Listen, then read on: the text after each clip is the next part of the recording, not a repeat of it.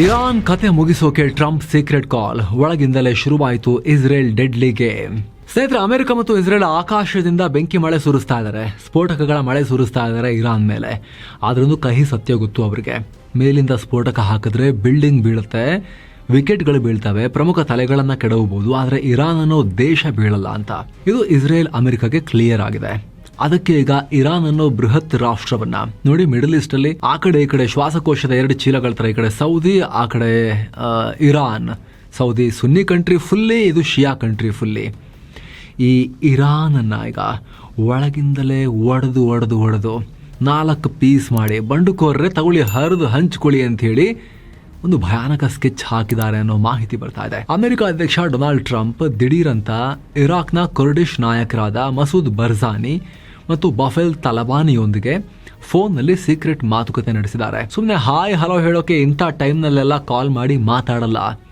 ಇದು ಇರಾನ್ ಅನ್ನೋ ರಾಷ್ಟ್ರವನ್ನೇ ಪೀಸ್ ಮಾಡೋಕೆ ಮಾಡಿರೋ ಕರೆ. ಆ ಕಡೆ ನೆತನ್ಯಾಹು ಕೂಡ ಅಜರ್ಬೈಜಾನಿಗಳೇ, ಅಂದರೆ ಇರಾನ್ ಒಳಗಡೆ ಇವರೆಲ್ಲ ಇದ್ದಾರೆ. ಅಜರ್ಬೈಜಾನಿಗಳಿದ್ದಾರೆ, ಕುರ್ದಿಶ್ಗಳಿದ್ದಾರೆ, ಬಲೂಚಿಗಳಿದ್ದಾರೆ. ಇರಾನ್ ಒಳಗಡೆ ಕೂಡ ಬಲೂಚಿಸ್ತಾನ, ಪಾಕಿಸ್ತಾನ, ಸ್ವಲ್ಪ ಬಲೂಚಿಸ್ತಾನ, ಎರಡು ಕಡೆ ಹಂಚು ಹೋಗಿದೆ. ಸೊ ಬಲೂಚಿಸ್ತಾನ್, ಆಮೇಲೆ ಅರೇಬಿಸ್ತಾನ್ ಅನ್ನೋ ಪ್ರದೇಶ ಇದೆ. ಇವರೆಲ್ಲರಿಗೂ ಕೂಡ ನೆತನ್ಯಾಹು ಕೂಡ ಎದ್ದೇಳಿ ನೀವೇ ತಗೊಂಡ್ಬಿಡಿ ದೇಶನ ಅನ್ನೋ ಕರೆಯನ್ನು ಕೊಟ್ಟಿದ್ದಾರೆ.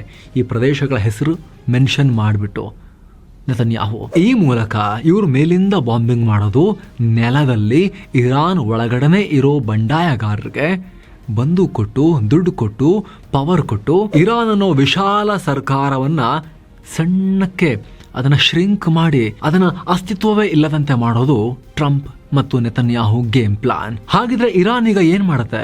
ಪ್ರಪಂಚದ ಮ್ಯಾಪ್ ನಲ್ಲಿ ಏನ್ಷಂಟ್ ಸಿವಿಲೈಸೇಷನ್ ಇರಾನ್ ಒಡೆದು ಹೋಳಾಕಿ 4 ಹೊಸ ಬಂಡಾಯ ರಾಷ್ಟ್ರಗಳು ಹುಟ್ಟುಕೊಳ್ತಾವ.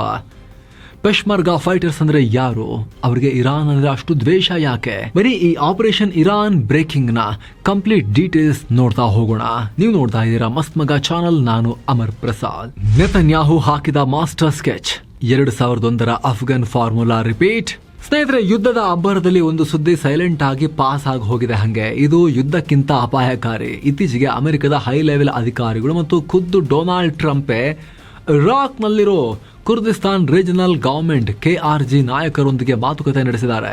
ನಿರ್ದಿಷ್ಟವಾಗಿ ಹೇಳೋದಾದ್ರೆ, ಇರಾಕ್ ಕುರ್ದಿಸ್ತಾನ್ನ ಪ್ರೆಸಿಡೆಂಟ್ ನೆಚರ್ವಾನ್ ಬರ್ಜಾನಿ ಅವರೊಂದಿಗೆ ಮಾತುಕತೆ ನಡೆಸ್ತಾ ಇದ್ದಾರೆ. ನೇರವಾಗಿ ವಾಷಿಂಗ್ಟನ್ ಅವರೊಂದಿಗೆ ಸಂಪರ್ಕದಲ್ಲಿದೆ. ಹಾಗಂತ ಇದೇನು ಹೊಸ ವಿಚಾರ ಅಲ್ಲ.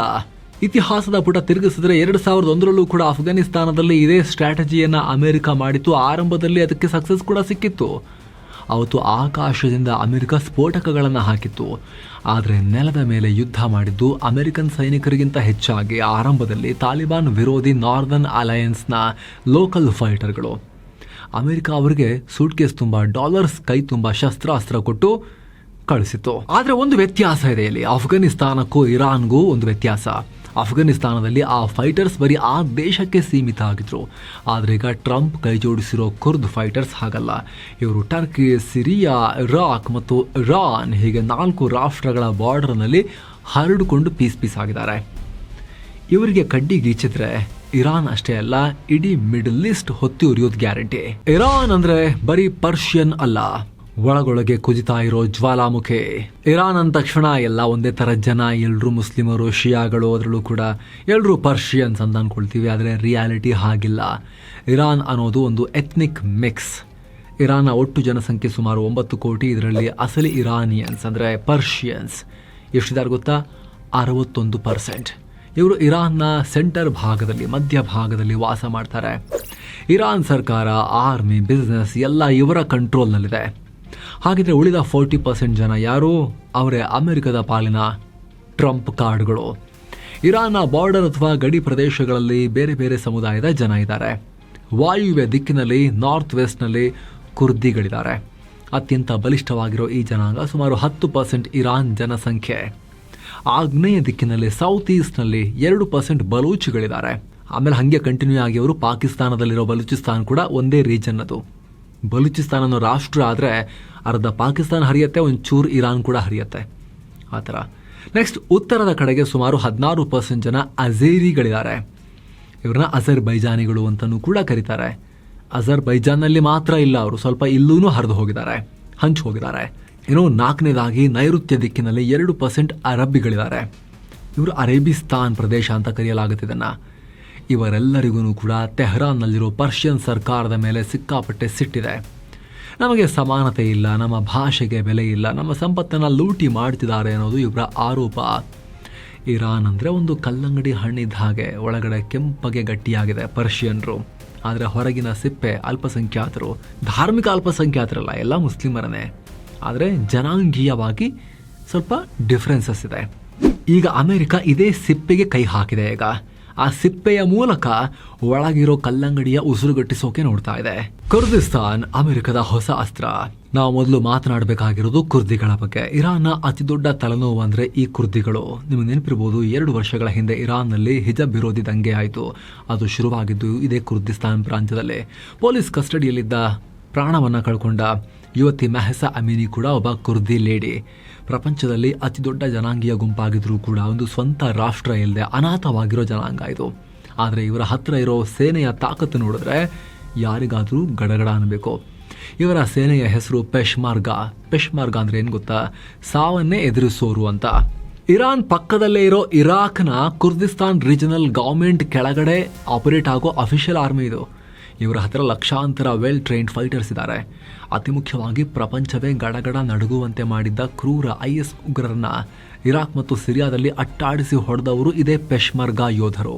ಇರಾನ್ನ ವಾಯುವ್ಯ ಭಾಗದಲ್ಲಿ ನಾರ್ತ್ ವೆಸ್ಟ್ ನಲ್ಲಿ ಸುಮಾರು 1 ಕೋಟಿಗೂ ಅಧಿಕ ಕುರ್ದಿಗಳಿದ್ದಾರೆ. ಇವರಿಗೆ ಸಪೋರ್ಟ್ ಮಾಡೋಕೆ ಇರಾಕ್ನಲ್ಲಿ ದೊಡ್ಡ ದೊಡ್ಡ ಸಂಘಟನೆಗಳೇ ಇವೆ. ಇರಾಕ್ನಲ್ಲಿ KDPI, Kurdistan democratic party of Iran, ಹಾಗೆ ಕೋಮಾಲಾ. ಇವ್ರ ಹೆಸರಿಗಷ್ಟೇ ಕೋಮಲ, ಆದರೆ ಯಾವ ಥರದಲ್ಲೂ ಕೋಮಲವಲ್ಲ ಇವರು. ನೆಕ್ಸ್ಟ್ PJAK, ಇದು ನೇರವಾಗಿ ಇರಾನ್ ಆರ್ಮಿಯೊಂದಿಗೆ ಯುದ್ಧ ಮಾಡೋ ಗೆರಿಲ್ಲಾ ಪಡೆ. ಉಗ್ರರನ್ನೇ ಬೇಟೆಯಾಡಿದವರಿಗೆ ಈಗ ಅಮೆರಿಕದ ಲೇಟೆಸ್ಟ್ ಟೆಕ್ನಾಲಜಿ ಮತ್ತು ಶಸ್ತ್ರಾಸ್ತ್ರ ಇಂಟೆಲಿಜೆನ್ಸ್ ಮಾಹಿತಿ ಸಿಕ್ಕಿದ್ರೆ ಹಿಂಗಿಂಗ್ ಹೋಗಿ ಹಿಂಗಿಂಗ್ ಹೊಡಿರಿ ಅಂತೇಳಿ ಯೋಚನೆ ಮಾಡಿ ಏನು ಮಾಡ್ಬೋದು ಇವರು ಅಂತ. ಇರಾನ್ನ ಬಾರ್ಡರ್ ತುಂಬ ಬೆಟ್ಟ ಗುಡ್ಡಗಳೇ ಇರೋದ್ರಿಂದ ಅಲ್ಲಿ ಗೆರಿಲ್ಲಾ ವಾರ್ಫೇರ್ ನಡೆಸೋಕೆ ಹೇಳಿ ಮಾಡಿಸಿದ ಜಾಗ ಇದು. ಈಗ ಟ್ರಂಪ್ ಆಫರ್ ಕೊಟ್ಟಿರೋದು ಇವರಿಗೇನೆ.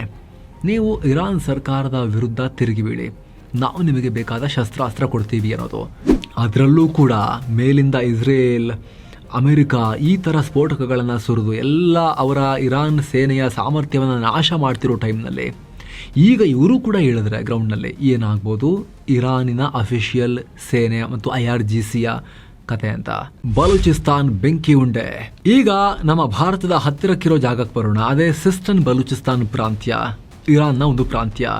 ಇರಾನ್ನ ಆಗ್ನೇಯ ಭಾಗದಲ್ಲಿ ಸೌತ್ ಈಸ್ಟ್ನಲ್ಲಿ ಅಂದರೆ ಪಾಕಿಸ್ತಾನದ ಬಾರ್ಡರ್ನಲ್ಲಿ ಇರೋದು ಬಲೂಚಿಗಳು. ಇಲ್ಲಿರೋ ಮೇಜರ್ ಪ್ರಾಬ್ಲಮ್ ಅಂದರೆ ಧರ್ಮ. ಇರಾನ್ ಒಂದು ಶಿಯಾ ಮುಸ್ಲಿಂ ಕಂಟ್ರಿ, ಆದರೆ ಬಲೂಚಿಗಳು ಸುನ್ನಿ ಮುಸ್ಲಿಮರು. ಸೊ ಇಲ್ಲಿ ಎಥ್ನಿಕ್ ಫೈಟ್ ಜೊತೆಗೆ ರಿಲಿಜಿಯಸ್ ಫೈಟ್ ಕೂಡ ಇದೆ. ಇಲ್ಲಿ ಜೈಷ್ ಅಲ್ ಅದಲ್ ಅನ್ನೋ ಉಗ್ರಗಾಮಿ ಸಂಘಟನೆ ತುಂಬಾನೇ ಆಕ್ಟಿವ್ ಇದೆ. ಇವರು ಆಗಾಗ ಇರಾನ್ ಸೈನಿಕರನ್ನ ಕಿಡ್ನಾಪ್ ಮಾಡೋದು, ಸ್ಫೋಟಕಗಳನ್ನು ಹಾಕಿ ಉಡಾಯಿಸುವುದು ಮಾಡ್ತಾ ಇರ್ತಾರೆ. ಖಾಮಿನೈ ಸಾವಿನ ನಂತರ ಇವರು ಕೂಡ ದಾಳಿಗಳನ್ನು ಜಾಸ್ತಿ ಮಾಡಿದ್ದಾರೆ. ಇನ್ನು ಪಾಕಿಸ್ತಾನದ ಗಡಿಯಲ್ಲಿರೋ ಮಿರ್ಜಾವೆ ಮತ್ತು ಟಾಫ್ಟನ್ ಏರಿಯಾಗಳಲ್ಲಿ ಈಗ ಫುಲ್ ಟೆನ್ಷನ್ ಇದೆ. ಪಾಕಿಸ್ತಾನ ಕೂಡ ಬಾರ್ಡರ್ ಸೀಲ್ ಮಾಡ್ತಾ ಇದೆ. ಅಮೆರಿಕದ ಲೆಕ್ಕಾಚಾರ ಏನು ಅಂದರೆ ಈ ಬಲೂಚಿಗಳಿಗೆ ಸ್ವಲ್ಪ ಪುಷ್ ಕೊಟ್ಟರೆ ಸಾಕು, ಇರಾನ್ನ ಈ ಭಾಗ ಕಟ್ ಆಗುತ್ತೆ ಅಂತ. ಬಲೂಚಿಸ್ತಾನ್ ಕಟ್ ಆದರೆ ಇರಾನ್ ತನ್ನ ಅರ್ಧದಷ್ಟು ಸಮುದ್ರ ತೀರವನ್ನ ಕಳ್ಕೊಳ್ಳುತ್ತೆ, ಹಾಫ್ ಸಮುದ್ರ ತೀರವನ್ನ. ತೈಲದ ತೊಟ್ಟಿಯಲ್ಲಿ ಅಜೇರಿಗಳು. ಇನ್ನು ಇರಾನ್ನ ಪ್ರಾಣ ಪಕ್ಷಿ ಇರೋದು ಖೂಜೆಸ್ತಾನ್ ಅನ್ನೋ ಪ್ರಾಂತ್ಯದಲ್ಲಿ. ಇದು ಇರಾನ್ನ ನೈಋತ್ಯ ಭಾಗ, ಸೌತ್ ವೆಸ್ಟ್. ಸ್ನೇಹಿತರೆ, ಇದನ್ನ ಸರಿಯಾಗಿ ಗಮನಿಸಿ. ಇರಾನ್ನ 80% ಪೆಟ್ರೋಲ್ ಮತ್ತು ಡೀಸೆಲ್ ಉತ್ಪಾದನೆ ಆಗೋದು ಇಲ್ಲೇ. ಆದರೆ ಇಲ್ಲಿರೋದು ಪರ್ಷಿಯನ್ಸ್ ಅಲ್ಲ, ಇಲ್ಲಿರೋದು ಅರಬ್ಬರು. ಇವ್ರನ್ನ ಅಹ್ವಾಜಿ ಅರಬ್ಬರು ಅಂತ ಕರೀತಾರೆ. ಇವರಿಗೆ ಇರಾನ್ ಮೇಲೆ ಸಿಕ್ಕಾಪಟ್ಟೆ ಸಿಟ್ಟಿದೆ. ನಮ್ಮ ನೆಲದಲ್ಲಿ ಎಣ್ಣೆ ತೆಗೆದು ಪರ್ಷಿಯನ್ರು ಶ್ರೀಮಂತರಾಗ್ತಿದ್ದಾರೆ, ನಮಗೆ ಕುಡಿಯೋಕೆ ನೀರು ಕೂಡ ಕೊಡ್ತಾ ಇಲ್ಲ ಅನ್ನೋದು. ಇಲ್ಲಿ ASMLA ಅನ್ನೋ ಸಂಘಟನೆ ಇದೆ. ಇವರು ತಿರುಗಿ ಬಿದ್ದರೆ, ಅಲ್ಲಿರೋ ಆಯಿಲ್ ಪೈಪ್ಲೈನ್ಗಳಿಗೆ ಬೆಂಕಿ ಇಟ್ಟರೆ ಇರಾನ್ ಆರ್ಥಿಕವಾಗಿ ಅಥವಾ ಎಕಾನಮಿಕಲಿ ಒಂದೇ ದಿನದಲ್ಲಿ ಅಲುಗಾಡಿ ಹೋಗುತ್ತೆ. Economic shake or shock. ಮತ್ತೊಂದು ಕಡೆ ಉತ್ತರದ ಬಾರ್ಡರ್ನಲ್ಲಿ ಅಜರ್ಬೈಜಾನಿ ಜನರಿದ್ದಾರೆ. ಇವರು ಸಂಖ್ಯೆಯಲ್ಲಿ ತುಂಬಾ ದೊಡ್ಡವರಿದ್ದಾರೆ. ಇರಾನ್ನ ಒಟ್ಟು ಜನಸಂಖ್ಯೆಯಲ್ಲಿ ಇವರು 20% ಇದ್ದಾರೆ. ಇವರಲ್ಲಿ ರಾಜಕೀಯ ಪ್ರಜ್ಞೆ ಅಥವಾ ಪೊಲಿಟಿಕಲ್ ಅವೇರ್ನೆಸ್ ಜಾಸ್ತಿ. ಇವರು ಬಂದೂಕು ಹಿಡಿಯಲ್ಲ, ಆದರೆ ದೊಡ್ಡ ದೊಡ್ಡ ಪ್ರೊಟೆಸ್ಟ್ ಮಾಡಿ ತೆಹರಾನ್ ಸರ್ಕಾರವನ್ನ ಅಲುಗಾಡಿಸೋ ತಾಕತ್ತನ್ನ ಹೊಂದಿದ್ದಾರೆ. ಒಳಗಿಂದಲೇ ಹೊತ್ತಿಕೊಳ್ಳುತ್ತಾ ಇರಾನ್. ಶುರುವಾಯಿತು ಭೀಕರ ಅಂತರ್ಯುದ್ಧ. ಸ್ನೇಹಿತರೆ, ಇದು ಬರೀ ಪ್ಲಾನ್ ಅಲ್ಲ, ಗ್ರೌಂಡ್ನಲ್ಲಿ ಆಕ್ಷನ್ ಆಲ್ರೆಡಿ ಶುರುವಾಗಿದೆ. 2026 ಫೆಬ್ರವರಿನಲ್ಲಿ, ಅಂದರೆ ಜಸ್ಟ್ ಕಳೆದ ತಿಂಗಳು 5 ದೊಡ್ಡ ಇರಾನಿಯನ್ ಕುರ್ದಿಶ್ ಪಾರ್ಟಿಗಳು ಒಂದಾಗಿವೆ. 5 ಕುರ್ದಿಶ್ ಪಾರ್ಟೀಸ್ ಒಂದಾಗಿದ್ದಾರೆ. ಇವರೆಲ್ಲ ಸೇರಿಕೊಂಡು CPFIK ಅನ್ನೋ ಹೆಸರಲ್ಲಿ ಒಂದು ಒಕ್ಕೂಟವನ್ನು ರೆಡಿ ಮಾಡಿಕೊಂಡು ಇರಾನ್ ಸರ್ಕಾರದ ವಿರುದ್ಧ ಯುದ್ಧ ಸಾರಿದ್ದಾರೆ. ಇರಾನ್ ಸರ್ಕಾರ ವೀಕ್ ಆಗಿದೆ, ನಾವು ಈಗಲೇ ಒಟ್ಟಾಗಿ ಹೊಡೆದರೆ ಸ್ವತಂತ್ರ ಕುರ್ದಿಸ್ತಾನ ಹುಟ್ಟೋದು ಗ್ಯಾರಂಟಿ ಅಂತ ಇವರು ಡಿಸೈಡ್ ಮಾಡ್ಕೊಂಡಿದ್ದಾರೆ. ಇದಕ್ಕೆ ಕೌಂಟರ್ ಆಗಿ ಇರಾನ್ ಕೂಡ ಸುಮ್ಮನೆ ಕೂತಿಲ್ಲ. ಇರಾಕ್ ಬಾರ್ಡರ್ನಲ್ಲಿರೋ ಕುರ್ದ್ ಕ್ಯಾಂಪ್ಗಳ ಮೇಲೆ ಆಲ್ರೆಡಿ ಮಿಸೈಲ್ ಮತ್ತು ಡ್ರೋನ್ ದಾಳಿಯನ್ನು ಇರಾನ್ ಕೂಡ ನಡೆಸ್ತಾ ಇತ್ತು ಮೊನ್ನೆ ತನಕನೂ ಕೂಡ. ಇವಾಗಲೂ ಮಾಡ್ಬೋದು, ಆದರೆ ಈಗ ಫೇಸ್ ಮಾಡೋಕ್ಕಿಂತ ತುಂಬ ಜಾಸ್ತಿ ಇದೆಯಲ್ಲ, ಮೇಲಿಂದನೂ ಬರ್ತಾ ಇದ್ದಾವಲ್ಲ, ಬೀಳ್ತಾ ಇದ್ದಾವಲ್ಲ, ಅದು ಪ್ರಾಬ್ಲಮ್ ಇರಾನ್ಗೆ. ಇಲ್ಲಿ ಅಮೆರಿಕದ ಪ್ಲಾನ್ ಪ್ರಕಾರ ಇರಾಕ್ ಮೂಲಕ ಈ ಕುರ್ದಿಗಳಿಗೆ ಶಸ್ತ್ರಾಸ್ತ್ರ ಸಪ್ಲೈ ಆದರೆ ಇರಾನ್ ಸೇನೆ 2 ಕಡೆ ಫೈಟ್ ಮಾಡಬೇಕಾಗತ್ತೆ. ಪಾಲಿಟಿಕ್ಸ್ನಲ್ಲಿ ಇದನ್ನು ಬಾಲ್ಕನೈಸೇಷನ್ ಅಂತಾರೆ. ಅಂದರೆ ಒಂದೇ ರಾಷ್ಟ್ರದೊಳಗಿರೋ ಬೇರೆ ಬೇರೆ ಜನಾಂಗದವರು ಕಿತ್ತಾಡಿಕೊಂಡು ದೇಶವನ್ನು ಪೀಸ್ ಮಾಡೋದು. ಇರಾನ್ನ ಬೀದಿಗಳಲ್ಲಿ ಸಿವಿಲ್ ವಾರ್ ಶುರುವಾಗೋಕೆ ಅಮೆರಿಕ ತುಪ್ಪ ಹಾಕೋಕೆ ಎಲ್ಲ ಪ್ರಯತ್ನ ಪಡ್ತಾ ಇದೆ. ಬೆಂಕಿ ಕಡ್ಡಿ ಗೀರಿ ತುಪ್ಪ ಹಾಕಿ ಉಫ್ ಅಂತ ಊದ್ತಾ ಇದೆ. ಅಮೆರಿಕ ಮತ್ತು ಇಸ್ರೇಲ್ ಸೇರ್ಕೊಂಡು ಊದ್ತಾ ಇದ್ದಾರೆ. ಮಿಡಲ್ ಈಸ್ಟ್ ಭವಿಷ್ಯ ಏನಾಗಬಹುದು? ಇದೆಲ್ಲ ಇರಾನ್ ಸುತ್ತ ನಡೀತಾ ಇರೋ ಗ್ರೇಟ್ ಗೇಮ್. ಯುದ್ಧ ಅಂದರೆ ಬರೀ ಮಿಸೈಲ್ ಮತ್ತು ಸ್ಫೋಟಕ ಅಷ್ಟೇ ಅಲ್ಲ, ಒಂದು ದೇಶದ ಸೋಷಿಯಲ್ ಫ್ಯಾಬ್ರಿಕ್ ಅಥವಾ ಸಾಮಾಜಿಕ ವ್ಯವಸ್ಥೆಯನ್ನು ಅಲುಗಾಡಿಸಿ ಹರಿದು ಹಾಕೋದು ಕೂಡ ಯುದ್ಧವೇ. ಅಮೆರಿಕ ಮತ್ತು ಇಸ್ರೇಲ್ ಆಕಾಶದಿಂದ ಮಾತ್ರ ಅಲ್ಲ, ಗ್ರೌಂಡ್ನಲ್ಲೇ ಇರಾನನ್ನು ಕತ್ತರಿಸಿ ಮ್ಯಾಪನ್ನೇ ಚೇಂಜ್ ಮಾಡೋ ದೊಡ್ಡ ಗೇಮ್ ಶುರು ಮಾಡಿರೋದು. ಆ ಮೂಲಕ ಅಮೆರಿಕನ್ ಸೈನಿಕರು ನೆಲಕ್ಕೆ ಕಾಲಿಡದೆ ಮೇಲಿಂದ ಏರ್ ಸ್ಟ್ರೈಕ್, ಕೆಳಗಿಂದ ಆಂತರಿಕ ದಂಗೆ ಉದ್ಭವಿಸೋದು ಇರಾನ್ನಲ್ಲಿ ಅವರ ಪ್ಲಾನ್. ಖಾಮನೆ ಇಲ್ಲದ ಇರಾನ್ ಈಗ ಒಳಗಿನ ಬೆಂಕಿಯನ್ನು ಹೇಗೆ ಫೇಸ್ ಮಾಡುತ್ತೆ? ಆಗುತ್ತಾ ಅವ್ರ ಕೈಲಿ? ಅಥವಾ ಸೋವಿಯತ್ ಒಕ್ಕೂಟ ಒಡೆದು ಹೋದ ಹಾಗೆ ಇರಾನ್ ಕೂಡ ಇತಿಹಾಸದ ಪುಟ ಸೇರುತ್ತಾ? ಮರಿಗಳು ಹೊಸದಾಗಿ ಹುಟ್ಕೊಳ್ತಾರಾ? ಹುಟ್ಟುಕೊಂಡ್ರೂ ಕೂಡ ಇಂಡಿಪೆಂಡೆಂಟ್ ಸ್ಟೇಬಲ್ ಕಂಟ್ರೀಸ್ ಆಗಿರ್ತಾರಾ? ಅಥವಾ ಈ ಸೊಮಾಲಿಯಾ ಥರ ಆಫ್ರಿಕಾದಲ್ಲಿ ಕೆಲ ರಾಷ್ಟ್ರಗಳು ಯಾರ ಅಧಿಕಾರದಲ್ಲಿ ಎಲ್ಲಿದ್ದಾರೆ ಅಂತ ಹೇಳೋಕ್ಕೆ ಆಗಲ್ವಲ್ಲ, ಆ ಥರ ಹರಿದು ಹಂಚು ಹೋಗಿಬಿಡ್ತಾರಾ? ಇರಾನ್ ಕಂಪ್ಲೀಟ್ ಪೀಸ್ ಅಸ್ಥಿರ ಪ್ರದೇಶವಾಗಿ ಉಳ್ಕೊಳುತ್ತಾ ಒಂದು ದೇಶ ಅನ್ನೋದರ ಬದಲಿಗೆ? ಅದು ಈಗಿರುವಂಥ ಪ್ರಶ್ನೆ. ಇದ್ರ ಬಗ್ಗೆ ನಿಮಗೇನಿಸುತ್ತೆ? ನಿಮ್ಮ ಒಪಿನಿಯನ್ ಮಿಸ್ ಇಲ್ಲದೆ ಕಾಮೆಂಟ್ ಮಾಡಿ ತಿಳಿಸಿ ಸ್ನೇಹಿತರೆ. ಹಾಗೆ ವಿಡಿಯೋ ಕೆಳಗಡೆ ಜಾಯಿನ್ ಬಟನ್ ಇದೆ. ಆಸಕ್ತ ವೀಕ್ಷಕರು ಅದ್ರ ಮೇಲೆ ಕ್ಲಿಕ್ ಮಾಡೋ ಮೂಲಕ ಮಸ್ತ್ ಮಗ ಪ್ರೀಮಿಯಂ ಮೆಂಬರ್ಸ್ ಆಗ್ಬೋದು. ಆಗ ಅಲ್ಲಿ ಬರ್ತಿರೋ ಬಿಸ್ನೆಸ್, ಎಕನಾಮಿಕ್ಸ್ನ ಮಿನಿ ಸೀರೀಸ್, ಹಾಗೆ ಎಲ್ಲ ನಾಲೆಜ್ ಎನ್ಹ್ಯಾನ್ಸಿಂಗ್ ವಿಡಿಯೋಸ್ ಮಾತ್ರ ನೋಡೋದು ಮಾತ್ರ ಅಲ್ಲ, ನೀವು ನಮ್ಮ ತಂಡಕ್ಕೆ ಸಪೋರ್ಟ್ ಮಾಡಿದ ಹಾಗೂ ಆಗುತ್ತೆ. ನಿಮ್ಮ ಸಪೋರ್ಟೇ ನಮ್ಮ ಶಕ್ತಿ.